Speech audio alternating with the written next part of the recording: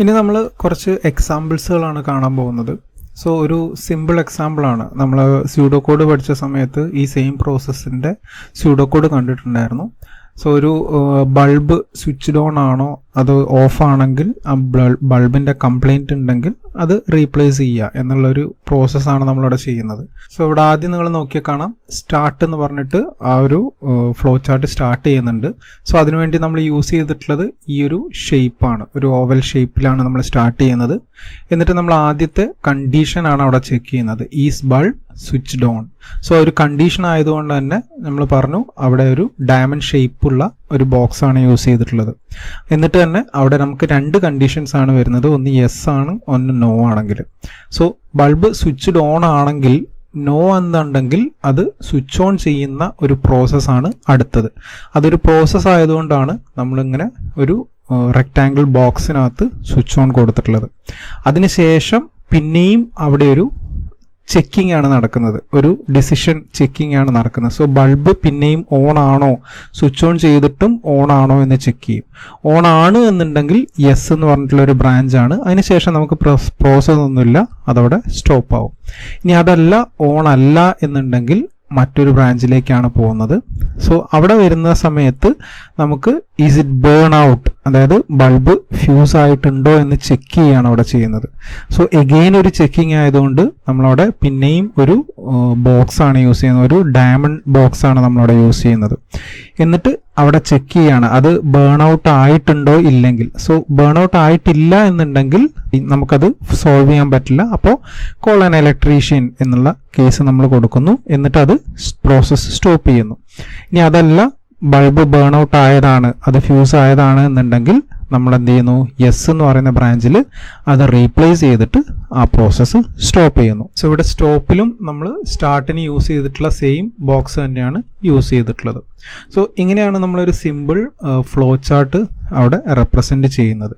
So ഇതുപോലെ start ചെയ്യുന്ന സമയത്തും സ്റ്റോപ്പ് ചെയ്യുന്ന സമയത്തും ഈ ബോക്സുകളും, അതുപോലെ ഡിസിഷൻസ് വരുന്ന സമയത്ത് ഡയമണ്ട് ബോക്സുകളും, സോ ഒരു പ്രോസസ്സാണ് വരുന്നതെങ്കിൽ ഇതുപോലത്തെ സ്ക്വയർ ബോക്സുകളും ആയിരിക്കും നമ്മൾ യൂസ് ചെയ്യുക. സോ ഇനിയുള്ള എക്സാമ്പിൾസുകളെല്ലാം ഇതുപോലെയുള്ള ബോക്സുകൾ യൂസ് ചെയ്തിട്ടാണ് നമ്മൾ ഫ്ലോ ചാർട്ട് വരയ്ക്കുക. ഓക്കെ, ഇനി നമുക്ക് അടുത്തൊരു എക്സാമ്പിൾ നോക്കാം. സോ ഇവിടെ ഒരു സിമ്പിൾ നമ്പറിൻ്റെ, നമ്മൾ ഇൻപുട്ടായിട്ട് കൊടുക്കുന്ന ഒരു നമ്പറിൻ്റെ സ്ക്വയർ കാണാനുള്ള ഒരു പ്രോസസ്സാണ്. സോ ഇവിടെ അഗെയിൻ സ്റ്റാർട്ട് ചെയ്യുന്നു. സ്റ്റാർട്ട് ചെയ്യുമ്പോൾ നമ്മൾ ഇതുപോലത്തെയുള്ള ഓവൽ ഷേപ്പാണ് നമ്മൾ യൂസ് ചെയ്യുക. സോ സ്റ്റാർട്ട് കഴിഞ്ഞ് കഴിഞ്ഞാൽ അവിടെ നമുക്ക് നമ്പർ ഇൻപുട്ടാണ് കൊടുക്കുന്നത്, അതായത് യൂസറിന് ഏത് നമ്പറിൻ്റെ സ്ക്വയർ ആണോ കാണേണ്ടത് ആ നമ്പർ ഒരു ഇൻപുട്ടായിട്ട് കൊടുക്കണം. അതുകൊണ്ട് തന്നെ നമ്മളിവിടെ എന്ത് ചെയ്യുന്നു, ഈ ഒരു ബോക്സ് ആണ് ഇൻപുട്ടിന് യൂസ് ചെയ്തിട്ടുള്ളത്. സോ ഇതുപോലത്തെ ബോക്സ് ആണ് നമ്മൾ ഇൻപുട്ടിന് യൂസ് ചെയ്യുക. ഓക്കെ, സോ ഇൻപുട്ട് നമ്മൾ യൂസറിൻ്റെ നിന്ന് വാങ്ങിയതിന് ശേഷം നെക്സ്റ്റ് എന്ന് പറയുന്നത് അതിൻ്റെ സ്ക്വയർ കാണുക എന്നുള്ളൊരു പ്രോസസ്സാണ്. സോ ഒരു പ്രോസസ്സ് ആയതുകൊണ്ട് തന്നെ നമ്മൾ അവിടെ ഒരു നോർമൽ റെക്റ്റാങ്കിൾ ബോക്സ് യൂസ് ചെയ്യുന്നുണ്ട്. അതിനകത്ത് നമ്മൾ റെപ്രസെന്റ് ചെയ്യുന്നുണ്ട് സ്ക്വയർ എന്ന് പറയുന്ന വേരിയബിളിനകത്ത് നമുക്ക് ഇവിടുന്ന് കിട്ടിയ നം ഇൻറ്റു നം. സോ നമുക്ക് അതിൻ്റെ സ്ക്വയർ വാല്യൂ കിട്ടും, അത് നമ്മൾ സേവ് ചെയ്യുന്നു. സോ സേവ് ചെയ്യുന്ന പ്രോസസ്സ് അവിടെ കഴിഞ്ഞതിന് ശേഷം ഇനി നമുക്ക് വേണ്ട എന്താണ്, ഈ സ്ക്വയർ ഒന്ന് പ്രിന്റ് ചെയ്ത് കാണിക്കുക എന്നുള്ളതാണ്. സോ അത് ഔട്ട്പുട്ടാണ്. സോ മുമ്പ് നമ്മൾ പറഞ്ഞിട്ടുണ്ടായിരുന്നു ഇൻപുട്ട് ആണെങ്കിലും ഔട്ട്പുട്ട് ആണെങ്കിലും ഒരേ ബോക്സ് ആണെന്നുള്ളത്.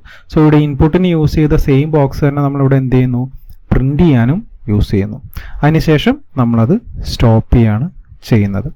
ഓക്കെ, അതുപോലെ ഡിഫറെൻറ്റ് ഫ്ലോ ചാർട്ടുകൾ നമുക്ക് സപ്പോസ് ഇതുപോലെ ഒരു ക്വാഡ്രാറ്റിക് ഇക്വേഷൻ നമുക്കുണ്ട്. സോ ക്വാഡ്രാറ്റിക് ഇക്വേഷൻ്റെ റൂട്ട് കാണാനുള്ളതിൻ്റെ ഇക്വേഷൻ നമുക്കറിയാം, -b + or -√b² - 4ac / 2a എന്ന് പറയുന്ന ഒരു ഇക്വേഷൻ നമുക്കറിയാം. സോ ആ സെയിം ഇക്വേഷനാണ് ഇവിടെ യൂസ് ചെയ്തിട്ടുള്ളത്.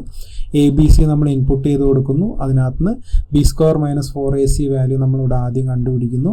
എന്നിട്ട് ആ വാല്യൂ <0 ആണോ എന്ന് ചെക്ക് ചെയ്യുന്നു. ആണെങ്കിൽ ഔട്ട്പുട്ട് കോംപ്ലക്സ് റൂട്ട് ആണെന്ന് പറയുന്നു, അല്ലെങ്കിൽ അത് 0 ആണോ എന്നുള്ളത് ചെക്ക് ചെയ്യുന്നു. നോ ആണെങ്കിൽ നമ്മുടെ ഇക്വേഷനിലേക്ക് പോകും, അല്ലെങ്കിൽ അനദർ ഇക്വേഷനിലേക്ക് പോകും. ആൻഡ് XY വാല്യൂ അവിടെ പ്രിന്റ് ചെയ്യും. ആ റൂട്ടുകൾ എന്തൊക്കെയാണെന്നുള്ളത് നമ്മളവിടെ പ്രിന്റ് ചെയ്യും. സോ ഇത് അതുപോലെയുള്ള സിമ്പിൾ ഓപ്പറേഷനാണ്. സോ നമുക്ക് ഏത് രീതിയിലുള്ള ഓപ്പറേഷൻസുകൾ ചോദിച്ചാലും നമുക്കത് എങ്ങനെ ഫ്ലോ ചാർട്ടിന് ഇംപ്ലിമെന്റ് ചെയ്യണം എന്നുള്ളത് മനസ്സിലാക്കിയിരിക്കുക. സോ വേറൊരു ഫ്ലോ ചാർട്ട് എന്ന് പറയുന്നത് നമ്മളുടെ biggest of 3 numbers, 3 number input കൊടുത്തിട്ട് അതിലേതാണ് ബിഗ്ഗസ്റ്റ് എന്ന് നോക്കുകയാണ്. സോ ആദ്യം സ്റ്റാർട്ട് ചെയ്യുന്നു, ABC ഇൻപുട്ടുകൾ കൊടുക്കുന്നു. ആദ്യം നമ്മൾ A ഗ്രേറ്റർ ദാൻ B ആണോ എന്ന് ചെക്ക് ചെയ്യുന്നു. നോ ആണെങ്കിൽ is B greater than C എന്ന് ചെക്ക് ചെയ്യുന്നു. യെസ് ആണെങ്കിൽ പ്രിന്റ് B പ്രിന്റ് ചെയ്യും. നോ ആണെങ്കിൽ C പ്രിന്റ് ചെയ്യും. അതേപോലെ തന്നെ A greater than B yes എന്ന് പറയുകയാണെങ്കിൽ നമുക്ക് എന്ത് വരും, A ഗ്രേറ്റർ ദാൻ C ആണോ എന്ന് പിന്നെ ചെക്ക് ചെയ്യും. അത് യെസ് ആണെങ്കിൽ A ആയിരിക്കും higher value, so A print ചെയ്യും. നോ ആണെങ്കിൽ C ആയിരിക്കും ഹയർ വാല്യൂ, C പ്രിന്റ് ചെയ്യും. ഈ ഓപ്പറേഷൻ ഒക്കെ കഴിഞ്ഞു കഴിഞ്ഞാൽ അത് സ്റ്റോപ്പ് ചെയ്യും. സോ ഇവിടെ നമ്മൾ ആദ്യത്തെ ഒരു 100 നമ്പറിൻ്റെ സമ്മ് പ്രിന്റ് ചെയ്യുന്ന ഒരു സാധനമാണ്. സോ ഇവിടെ ആ ഒരു ലൂപ്പ് ഓപ്പറേഷനാണ് ഇവിടെ നടക്കുന്നത്. സമ്മിന് നമ്മൾ ആദ്യം 0 എന്നും Nന് 1 എന്നും വാല്യൂ കൊടുക്കുന്നു. എന്നിട്ട് ആദ്യം N ഗ്രേറ്റർ ദാൻ 100 ആണോ എന്നുള്ളത് ചെക്ക് ചെയ്യും. അത് ആണെന്നുണ്ടെങ്കിൽ അത് പ്രിന്റ് ചെയ്യും, അല്ലെങ്കിൽ ആ സമ്മും പ്ലസ് N കൊടുക്കുന്നു. അതുപോലെ തന്നെ ആ Nൻ്റെ വാല്യൂ ഇൻക്രിമെന്റ് ചെയ്യുന്നു. എന്നിട്ട് അത് 100 തവണ ഇതിലൂടെ ഇങ്ങനെ പൊക്കോണ്ടിരിക്കും. എന്നിട്ട് അവസാനം ആ വാല്യൂ സം എന്താണോ അത് പ്രിന്റ് ചെയ്യും.